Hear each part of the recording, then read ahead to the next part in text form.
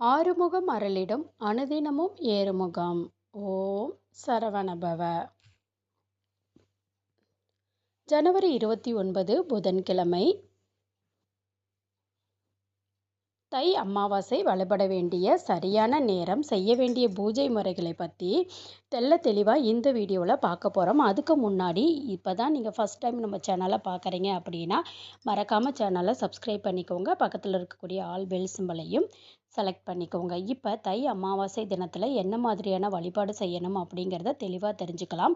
அமாவாசை அப்படின்னு சொன்னாலே அது முன்னோர் வழிபாட்டுக்குரிய ஒரு முக்கியமான ஒரு நாள். இதுவரைக்கும் அமாவாசை பற்றி நாம் அப்படி தான் நினச்சிட்டு இருப்போம். ஆனால் அந்த அமாவாசை வரக்கூடிய தினத்தை வைத்து தான் அதுக்கான பலன்கள் மாறுபடும். குறிப்பாக என்ன கிழமையில் அமாவாசை வருதோ அதுக்கு ஏற்ற மாதிரி பல பலன்கள் நம்ம பெற முடியும். உதாரணத்துக்கு இந்த வருடம் ஜனவரி 29ஆம் தேதி புதன்கிழமையில இந்த தை அமாவாசை வந்திருக்கு. பொதுவாக இந்த புதன்கிழமை அப்படிங்கிறது விநாயகருக்கு புத்திகரான இருக்கக்கூடிய புதன் பகவானுக்கும் உரிய ஒரு நாள்.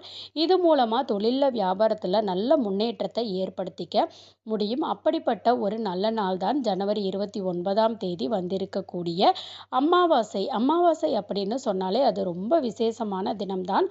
அன்றைய தினத்தில் முன்னோர்களுக்கு தர்ப்பணம் கொடுக்கறதும் முன்னோர் வழிபாடும் ரொம்ப முக்கியம். அதே நேரத்தில் அன்றைய தினம் தெய்வ வழிபாடும் சிறந்தது தான். அமாவாசைகள்லேயே ஒரு சில அமாவாசைகள் மட்டும்தான் முக்கியமான எடுத்துக்கப்படக்கூடியது. இந்த வருடம் இந்த மாதத்தில் வரக்கூடிய அமாவாசை புதன்கிழமையில் வந்திருக்கிறதால இந்த பலன்கள் நமக்கு தருவதாகவும் அமைந்திருக்கு. இந்த நாளில் தவறாமல் நம்மோட முன்னோர் வழிபாட்டை செய்கிறது மூலமாக வீட்டில் தெய்வீக சம்மந்தப்பட்ட விஷயங்கள் எல்லாம் நடக்கும்போது செல்வ வளத்தை பெருக்கிக்க முடியும். முன்னாடி எல்லாம் பார்த்திங்கன்னா வாழ்த்தும் போது 16 பெற்று வெறுவாழ்வு வாழ்க அப்படின்னு சொல்லுவாங்க. 16 வகை செல்வங்களும் ஒருத்தவங்களுக்கு கிடைச்சிட்டா போதும், அவங்களை விட அதிர்ஷ்டசாலிகள் யாருமே இருக்க முடியாது. ஆனால் இன்றைய காலகட்டத்தில் இத்தனை செல்வங்களும் ஒருத்தவங்க பெற்று வாழ்கிறாங்க அப்படின்னா அது சந்தேகம்தான். அப்படி இத்தனை வகையாக செல்வங்கள் நாம் பெறணும்னா அமாவாசை மாதிரியான பௌர்ணமி மாதிரியான சில முக்கியமான நாட்கள் நாம் முன்னோர் வழிபாட்டிற்கும் இறை வழிபாட்டிற்கும் பயன்படுத்திக்கணும். முதல்ல ஜனவரி 29ஆம் தேதி புதன்கிழமை தை அமாவாசை திதி எத்தனை மணிக்கு ஆரம்பிக்குது அப்படின்னா நீங்கள் தெரிஞ்சுக்கணும். என்னதான் ஜனவரி 29ஆம் தேதி அமாவாசை திதியாக இருந்தாலும் ஜனவரி 28 செவ்வாய்க்கிழமை இரவு 8 மணியிலிருந்து 9 நிமிஷத்துக்கு எல்லாம் ஆரம்பிச்சிருது. அதாவது ஜனவரி 28ஆம் தேதி 8 மணியிலிருந்து 9 நிமிஷத்தில் பிறக்கிறது. அது ஜனவரி 29ஆம் தேதி புதன்கிழமை இரவு 7 மணி 21 நிமிஷம் வரைக்கும் இருக்கும். அதனால் ஜனவரி 29ஆம் தேதி இரவு 7:30 வரைக்கும் அமாவாசை தேதி தான். அன்றைய தினம் புதன்கிழமை அப்படிங்கிறதுனால மதியம் 12 மணியிலிருந்து 1:30 மணி வரைக்கும் இருக்கக்கூடிய நேரம் ராகு காலம். காலையில் 7:30 மணியிலிருந்து 9 மணி வரைக்கும் இருக்கக்கூடிய நேரம் யமகண்டம். இந்த நேரத்தை தவிர மற்ற நேரங்களில் நீங்கள் பித்திருக்களுக்கு தர்ப்பணம் கொடுக்கறது, பித்திருக்களுக்கான வழிபாடு செய்கிறது, அதே நேரம் பித்திருக்களுக்கு படையல் போடுறது, சாப்பாடு போடுறது, இது எல்லாத்தையும் இந்த 2 நேரத்தை தவிர மற்ற நேரங்களில் தாராளமாக செய்யலாம். முடிஞ்சால் மதியம் 1லேருந்து 2:30 மணி நேரத்தில் கூட செய்யலாம். காலையில் 10:30லேருந்து 11:30 இந்த நேரத்தில் தாராளமாக நீங்கள் உங்களோட முன்னோர்களுக்கான வழிபாடு நீங்கள் செஞ்சு முடிச்சிங்கன்னா மகாலய அமாவாசையை தவற விட்டவங்களுக்கு இந்த ஒரு தை அமாவாசை ஒரு மாற்று வழி அப்படின்னு சொல்லலாம். அதாவது ஒரு குடும்பத்தில் ஒரு குடும்பம் செல்வ செழிப்போடு சுபிட்சத்தோடு வாழுது அப்படின்னா அந்த குடும்பத்தில் பித்திரு சாபமோ இல்லை பித்திரு கடனோ இருக்கக்கூடாதுன்னு சொல்லுவாங்க.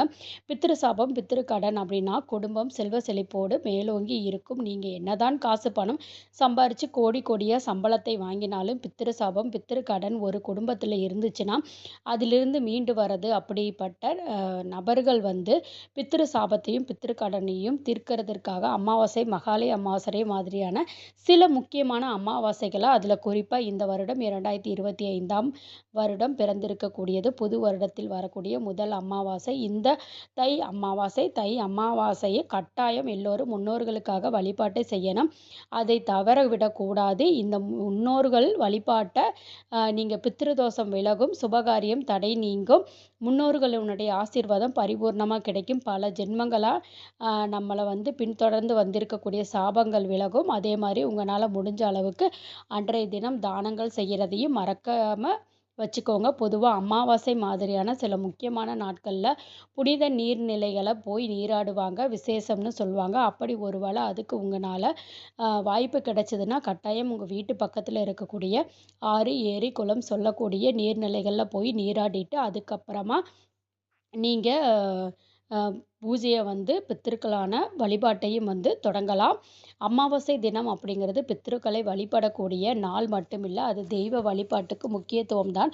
அப்படிங்கிறதால பகல் நேரத்தில, காலை நேரத்தில பித்ரு வழிபாட்டிற்கும் மாலை ஒரு 6, 7 மணிக்கு மேல உங்க வீடு பக்கத்தில இருக்கக்கூடிய ஏதாவது ஒரு கோயிலுக்கு போயிட்டு தெய்வ வழிபாடு செய்றதையும் மறக்காம நீங்க வச்சுக்கணும். முடிஞ்ச 7 மணி 20 நிமிஷம் மாலை நேரத்தில அதுக்குள்ள கோயிலுக்கு போயிட்டு அம்மனை தரிசனம் பண்ணுவதற்கு முயற்சி பண்ணுங்க. அன்றைய தினம் பார்த்தீங்க அப்படின்னா, விநாயகருக்கு மறக்காம வேண்டிட்டு வாங்க. அமாவாசை அப்படிங்கிறது பித்ரு வழிபாடு, இன்னொரு பக்கம் இறை வழிபாடு. இதெல்லாம் முக்கியமா அன்றைய தினம் நீங்க செய்ய வேண்டிய ஒரு முக்கிய விஷயம் தான். தானத்திலே சிறந்த தானம் அன்னதானம். கோவில்ல வாசல்ல யாசகம் கேட்டு உட்கார்ந்திருப்பவங்க, அவங்களுக்கு இந்த தை அமாவாசை தினத்தில உங்கனால முடிஞ்ச அளவுக்கு அன்னதானம் பண்ணுங்க. அன்னதானம் பண்ண முடியலைனாலும் பரவால்ல. முடிஞ்ச அளவுக்கு தானமோ, பொருள் தானமோ, நிதி தானமோ உங்கனால என்ன தானம் முடியுமோ, இல்ல யாராவது உங்ககிட்ட ஒரு ரூ. 10 கேட்டா கூட யோசிக்காதீங்க. உடனே அவங்களுக்கு எடுத்து கொடுத்துருங்க. அமாவாசை தினங்கள்ல தானங்கள் செய்றது ரொம்ப ரொம்ப முக்கியம். அதே மாதிரி அன்றைய தினம் புதன்கிழமை புதன் பகவானுக்கு உரிய தானியம் வந்து பச்சை பயிறு. அந்த பச்சை பயிரை பசுமாட்டுக்கு தானமா கொடுக்கணும். பொதுவா அமாவாசை தினங்கள்ல பசுமாட்டுக்கோ, இல்ல பசுமாடு வைத்திருக்கிறவங்களுக்கோ ஒரு சில பொருட்களை தானமா கொடுக்கலாம். நீங்க வைத்திருக்கிறவங்களுக்கு வஸ்திர தானம் செய்யணும். என்ன செய்யலாம்னா, உங்க கையால பச்சை பயிர ஊற வச்சு, அந்த பச்சை பயிர ஊறுனதுக்கு அப்புறமா, அதில கொஞ்சமா வெல்லம் கலந்து அந்த கலவைய பசுமாட்டுக்கு உங்க கையால தானமா கொடுக்கலாம். அது பசுமாடு வச்சிருக்கிறவங்க கிட்ட போய், இல்ல உங்க வீட்ல ரோட்ல சுற்றி திரியறக்கூடியத கூட வீட்டுக்கு வர வச்சு கொடுத்தாலும் சரி, 2மே பசுமாட்டுக்கு தானத்தில தான் சேரும். அத மறந்துடக்கூடாது. இன்னொரு பக்கம் மகாலட்சுமி தாயாருக்கு உகந்த ஒரு நாள் அமாவாசை பிறகு வரக்கூடிய நாட்கள் எல்லாமே வளர்பிறை நாட்கள். எந்த காரியத்தை தொடங்கினாலும் அது வளர்ந்துக்கிட்டே போகும். பொன், பொருள், செல்வம்னு சொல்லி நீங்க அது வளர்ந்துக்கிட்டே போகும். அப்படிப்பட்ட நல்ல நாளா இருக்கிறதுனால, மகாலட்சுமி தாயார் பூஜை செய்யறது விசேஷம் தான். வீட்ல பூஜை செய்யும்போது மகாலட்சுமி தாயார் ஃபோட்டோல சின்னதா ஒரு கிண்ணத்துல கல் உப்பு கொட்டி வச்சு, அது மேல ஒரு தீபம் ஏத்தி மகாலட்சுமி தாய வழிபடணும். அப்படி ஏற்றக்கூடிய ஒரு தீபம் இருக்கு இல்லைங்களா? அது மகாலட்சுமி தாயாரா பாவிச்சு இந்த ஒரு அ நாள்ல என்ன வேணுமோ அத வாய் விட்டு கேளுங்க. இந்த 2025 வருஷத்துல வரக்கூடியது கண்டிப்பா உங்க வாழ்க்கையில முன்னேற்றம் அப்படிங்கிறது வரும். பித்ருக்களோட சாபத்த நீக்கக்கூடியது முடியும். பித்ரு கடனையும் அடையும். அது இல்லாம இறை வழிபாட்டையும் செய்றதுனால விநாயகரோட அருள், தானம் பண்றது, பசுமாட்டுக்கு தானம் செய்றது ஒரு புண்ணியம். அதுபோல மகாலட்சுமி தாயார் வழிபாடும் பண்றது மிகப்பெரிய ஒரு புண்ணியமாக வந்து கருதப்படுதுங்க.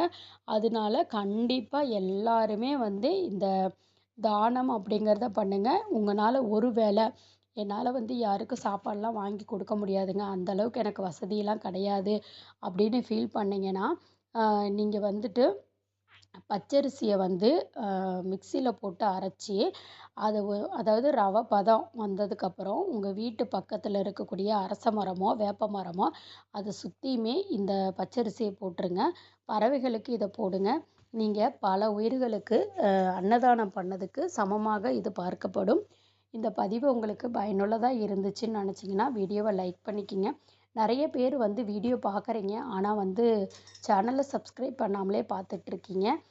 கண்டிப்பா நீங்க சப்ஸ்கிரைப் பண்ணிட்டு பாருங்க. அப்பதான் நான் போடுற பதிவு உடனுக்குடனே உங்களுக்கு நோட்டிஃபிகேஷன் ஆகும்.